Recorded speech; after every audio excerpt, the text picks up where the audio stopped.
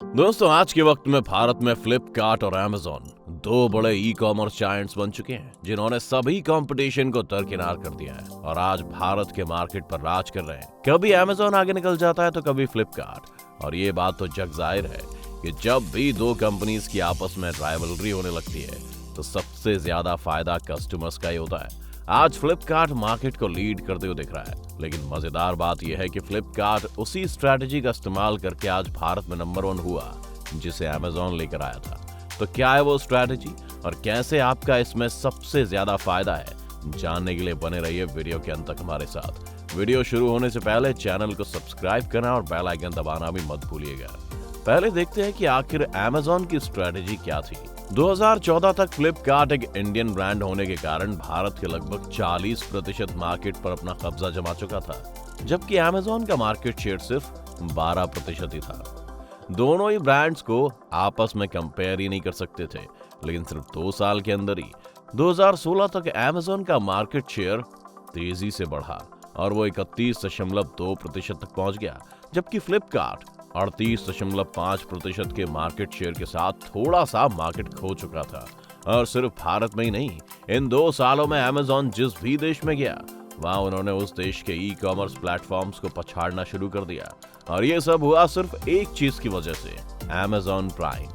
Amazon prime subscription लेने पर न सिर्फ आपको मिर्जापुर जैसे शोज देखने को मिल जाते हैं, पर साथ ही साथ आप छोटी से छोटी आइटम की भी फ्री डिलीवरी तेजी से करवा सकते हैं। तो चाहे आपने प्राइम सब्सक्रिप्शन सिर्फ मिर्जापुर देखने के लिए लिया हो, लेकिन अब जब भी आप ऑनलाइन शॉपिंग करेंगे तो आप अमेजॉन को ही ज्यादा पसंद करेंगे। इसे समझने के लिए ऐसे समझिए कि अगर आपने एक रेस्टोरेंट में बैठे हुए ज्यादा खाना ऑर्डर कर लिया है तो ज्यादातर लोग बचे हुए खाने को पेट भरने के बाद भी खाना पसंद करेंगे, चाहे उन्हें अब वो खाना स्वाद ना लग रहा हो और उन्हें पता हो कि इससे उनकी तबीयत खराब हो सकती है, क्योंकि वो उसमें एक इन्वेस्टमेंट कर चुके हैं। इस बिहेवियर को संक कॉस्ट फैलेसी भी कहते हैं। अमेजॉन प्राइम को सक्सेसफुल बनाने के लिए अमेजॉन ने देखा कि स्टैंड अप कॉमेडी इंडिया के बड़े शहरों में काफी पॉपुलर हो रही थी।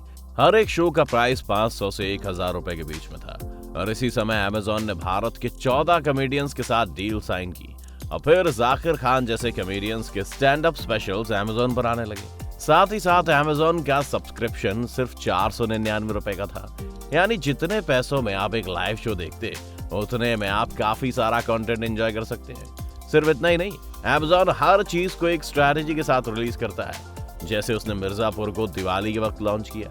दिवाली में भारत के लोग शायद सबसे ज्यादा सामान खरीदते हैं और मिर्जापुर का दिवाली में लॉन्च करने का मतलब था कि लोग अमेजॉन प्राइम का सब्सक्रिप्शन लेंगे और जब दिवाली आएगी तो वो फिर शॉपिंग भी अमेजॉन से ही करेंगे। दिवाली में बहुत ज्यादा मात्रा में इलेक्ट्रॉनिक्स गुड्स बेचे जाते हैं और इलेक्ट्रॉनिक आइटम्स में प्रॉफिट मार्जिन बहुत बड़ा होता है, इसलिए हर कंपनी के लिए दिवाली भारत में बहुत जरूरी हो जाती है।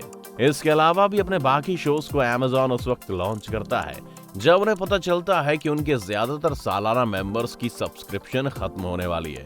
इसके बाद अमेजॉन एलेक्सा, फायर स्टिक और बाकी चीजें भी इंश्योर करती हैं कि आप अमेजॉन का इस्तेमाल अब और ज्यादा करेंगे। अब आपने ये स्ट्रेटेजी तो समझ ली, अब आते हैं आंकड़ों पर।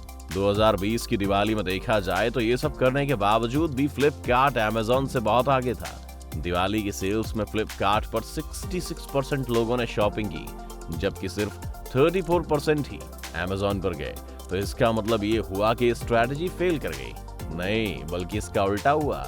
ये स्ट्रैटेजी इतनी अच्छी थी कि फ्लिपकार्ट ने भी इसे अपना लिया।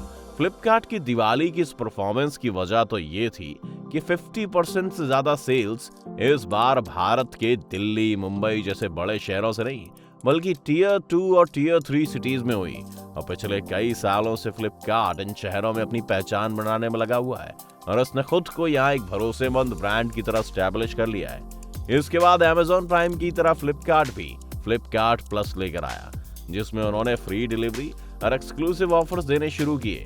पर फ्लिपकार्ट अमेजॉन से इसलिए आगे निकल गया क्योंकि उन्होंने स्टूडेंट्स के लिए फ्लिपकार्ट प्लस को फ्री कर दिया था। ऑनलाइन बिजनेस में स्टूडेंट्स का रोल बहुत बड़ा है। ज्यादातर घरों में ऑनलाइन शॉपिंग की जिम्मेदारी बच्चों पर ही होती है, जिन्हें बता दिया जाता है कि क्या मंगवाना है। अब क्योंकि स्टूडेंट्स के लिए फ्लिपकार्ट प्लस फ्री था, तो स्टूडेंट्स का फ्लिपकार्ट की तरफ जाना बहुत ही नेचुरल था। इससे 2 फायदे थे। पहला तो ये कि कि अभी जो सेल्स फ्लिपकार्ट चाहता था वो उन्हें मिल गई। अब जैसे जैसे स्टूडेंट्स आगे जाकर पैसा कमाना शुरू कर देंगे, तब तक उन्हें फ्लिपकार्ट की आदत लग जाएगी।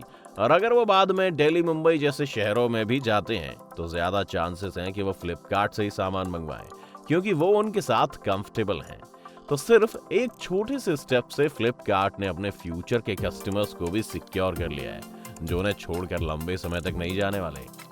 आज फ्लिपकार्ट प्लस के 2 करोड़ से भी ज्यादा सब्सक्राइबर हैं और इनमें से 75% लोग ऐसे हैं जिन्होंने कभी ना क्रेडिट कार्ड लिया, ना ही कोई Amazon प्राइम जैसी सब्सक्रिप्शन, जो ये साबित करता है कि कैसे फ्लिपकार्ट ने एक बड़ा मार्केट बेस खुद के लिए खड़ा किया है। जहां Amazon prime members non prime member से 3 गुना ज्यादा Amazon से शॉपिंग करते हैं, वहीं फ्लिपकार्ट प्लस के कस्टमर्स नॉन फ्लिपकार्ट प्लस के कस्टमर्स के मुकाबले 5 से 7 गुना ज्यादा शॉपिंग करते हैं, जो कि फ्लिपकार्ट प्लस को Amazon प्राइम से ज्यादा सक्सेसफुल बनाता है। इसके अलावा फ्लिपकार्ट के पास मिंत्रा और जबोंग जैसे प्लेटफॉर्म्स भी हैं, जिस वजह से वो फैशन इंडस्ट्री का 75% ऑनलाइन मार्केट कंट्रोल करते हैं। और Amazon अभी तक फैशन के क्षेत्र में कुछ खास नहीं कर पाया है। ऐसा नहीं कि ये स्ट्रेटेजी हमेशा काम करती है, आपको इसके साथ कई और चीजों का भी ध्यान रखना होगा। अगर हम जोमेटो का एग्जांपल लें तो स्विगी की सक्सेस के बाद जोमेटो के कस्टमर्स कम हो गए थे, जिन्हें वापस पाने के लिए जोमेटो गोल्ड मेंबरशिप लेकर आया, जिसमें बहुत से डिस्काउंट्स, फ्री डिलीवरी और न जाने क्या क्या ऑफर्स थे। लेकिन जोमेटो गोल्ड की वजह से रेस्टोरेंट्स को बहुत ज्यादा नुकसान होने लगा, जिससे ज्यादातर रेस्टोरेंट्स ने जोमेटो की बजाय स्विगी पर खुद को लिस्ट करना बेहतर समझा। स्विगी पर ज्यादा ऑप्शंस होने के कारण कस्टमर्स भी स्विगी पर चले गए और जोमेटो को गोल्ड मेंबरशिप बंद करनी पड़ी, और अब वो उसे जोमेटो प्रो बुलाते हैं। Amazon और फ्लिपकार्ट दोनों इस वक्त ऑफलाइन मार्केट्स में घुसने की कोशिश कर रहे हैं, जहां पर पहले से जियो मार्ट और डी मार्ट स्टैब्लिश्ड प्लेयर्स हैं।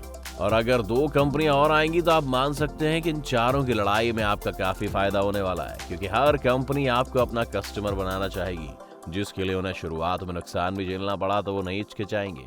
Amazon की तर्ज पर फ्लिपकार्ट ने फ्लिपकार्ट वीडियो भी लॉन्च कर दिया है और OTT में घुसने की मंशा भी साफ कर दी है। आज के समय में तो Amazon और फ्लिपकार्ट लगभग बराबर ही साइज के हो चुके हैं और कदम कदम पर एक दूसरे से जीत छीनने की फिराक में। पर आपको क्या लगता है, आखिर में इस रेस में कौन जीतेगा? अपनी राय हमें कमेंट सेक्शन में जरूर बताएं। साथ ही वीडियो पसंद आने पर वीडियो को लाइक और चैनल को सब्सक्राइब करना ना भूलें।